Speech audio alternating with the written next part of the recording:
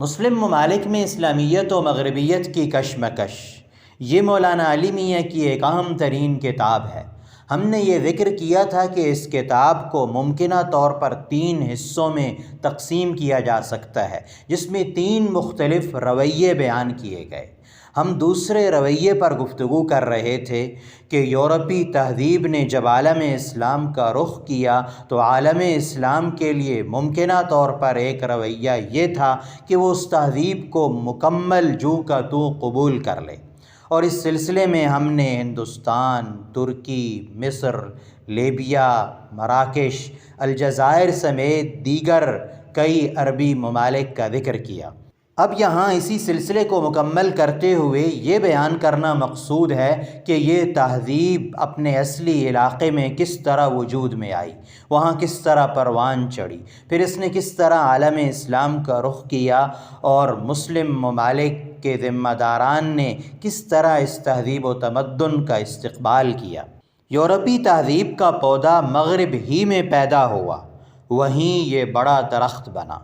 مغربی عوام نے اسے قبول کیا اور پھر اس انقلاب نے عالم اسلام کا رخ کیا۔ مسلم ممالک کی سرزمین کو پہلے سے تیار کیا گیا تھا تاکہ وہ بآسانی اس نئے انقلاب کو قبول کر سکے۔ مسلم ممالک کے مفکرین، ادباء اور سیاسی ذمہ داروں نے اپنی تمام تر صلاحیتیں اسی کام میں صرف کی کہ کس طرح وہ اپنے عوام کو اس تہذیب جدید کے قبول کرنے پر آمادہ کر سکیں۔ اس تہذیب کے بعض ایسے فلسفے جو مغربی سوسائٹی میں اپنی اہمیت اور قیمت کھو چکے تھے اور وہاں اب رجعت پسندی اور قدامت پرستی کی علامت بن چکے تھے،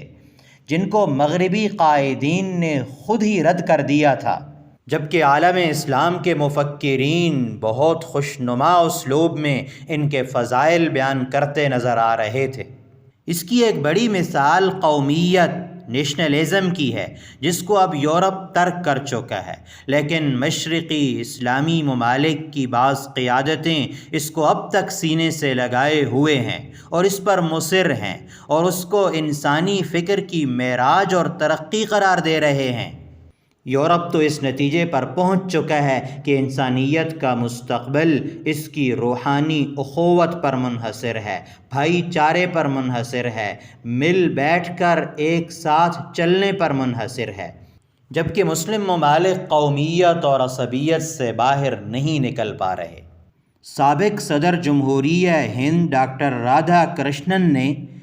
انجمن اقوام متحدہ میں تقریر کرتے ہوئے اقوام عالم سے سفح ارض پر ایک خاندان کے ایک تصور کو اپنانے کی تلقین کی تاکہ دنیا فوجی قوم پرستی کے پنجے سے محفوظ ہو جائے۔ انہوں نے کہا، خطرناک ایٹمی تجربات بند کرنے سے انسان کی معذوری کسی بہت بڑی غلط اندیشی کی نشاندہی کرتی ہے۔ تاریخ شاہد ہے کہ سیاسی غلبہ، نسلی امتیاز اور اقتصادی استحصال نے انسان کو جنگ کی آگ میں جھونکا ہے، اور آپ اگر آج اس سیاسی غلبہ اور معاشی استحصال کو ہر طرف خوشحالی لا کر اور نسلی امتیاز کا قلع کما کر کے ختم کر دیں تو عالمی امن کے حق میں یہ بہت بڑی خدمت ہوگی۔ مولانا نے یہاں یہ بھی ذکر کیا کہ یہ جو روشن خیال لوگ ہیں، جو تجدد پسند ہیں، جدیدیت کی دعوت دیتے ہیں، امت مسلمہ کو سیکولرزم پر آمادہ کرنا چاہتے ہیں، کیا یہ اپنی ذات کے لحاظ سے بھی روشن خیال ہیں اور اپنی قوم کے لیے بھی ایسے ہی ہیں، یا وہاں تو کٹر مذہبی رجعت پسند اور احیاء پرست ہیں؟ اس سلسلے میں یہود ایک اہم مثال ہیں، جو اپنے مذہب اور اپنے ہم مذہبوں کے بارے میں سخت قدامت پسند ہیں، جبکہ دنیا کو تجدد کی اور مسلم ممالک کو یورپی تہذیب کے اختیار کرنے کی دعوت دیتے ہیں۔ اسرائیل کی حکومت خود خالص مذہبی بنیاد پر قائم ہوئی ہے۔ اس نے ریاست کے دستور سے لے کر روزمرہ کی زندگی تک اور مذہبی فرائض و احکام سے لے کر سیاسیات و اقتصادیات کے میدان تک جس طرح تورات کی تعلیمات کو دانتوں سے مضبوط پکڑا ہے اور اس بارے میں لکیر کی فقیر ثابت ہوئی ہے، وہ عالم اسلام کے لیے صرف درس عبرت ہی نہیں بلکہ تازیانہ غیرت بھی ہے، اور اس بات کا روشن ثبوت ہے کہ روشن خیالوں کے منہ میں دو زبانیں ہوتی ہیں، ایک دوسروں سے گفتگو کے لیے اور ایک اپنوں سے بات چیت کرنے کے لیے۔ سیکولرزم بلکہ الحاد اور مذہب دشمنی کی ساری تبلیغ بھولے بھالے اسلامی ممالک کے لیے ہے جنہوں نے نئی نئی آزادی حاصل کی ہے۔ اسرائیل کا کوئی آئین اور دستور نہیں ہے، کیونکہ تمام مذہبی پارٹیاں اسرائیل میں تورات ہی کو سپریم اور دستور قرار دینے پر مصر ہیں۔ ان کے بچے بچے کے ہاں سنیچر کے دن کی تعظیم ہے۔ اسرائیلی خنزیر کا گوشت نہیں کھاتے، ان کے ہاں سول میرج خلاف قانون عمل، وہاں عبرانی سرکاری زبان ہے، اسی زبان میں انہوں نے جدید ٹیکنالوجی کو سیکھا اور اسے حاصل کیا، اور اسی زبان میں انہوں نے ایسا ادب بھی پیدا کیا جو نوبل پرائز کا مستحق قرار پایا۔ جبکہ ہمارے ہاں اسرائیلی ایجنٹ یہ کہتے ہیں کہ مذہب اور سیاست میں تفریق ہے، اور وہ یہ برداشت نہیں کر سکتے کہ کسی مسلم ملک کے اندر قرآن و سنت کو آئین کے طور پر دیکھا جائے، اسے سرکاری مذہب قرار دیا جائے۔ جبکہ بعض اسلامی ملکوں کا یہ حال ہے کہ انہوں نے جنگ کے وقت اللہ اکبر کے نعرے کو خلاف قانون قرار دیا، اور اسرائیل کا جو پہلا ٹینک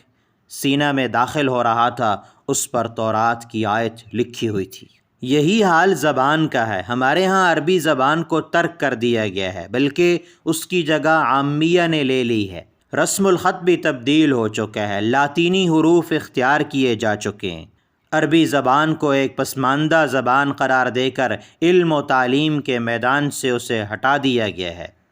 جبکہ ادھر حال یہ ہے کہ وہ عبرانی زبان جو 2000 برس پہلے مٹ چکی تھی اب علم و ادب، صحافت و سیاست اور سائنس کی زبان بن چکی ہے۔ ان کا نظام تعلیم بھی تورات کی تعلیمات ہی سے ماخوذ ہے۔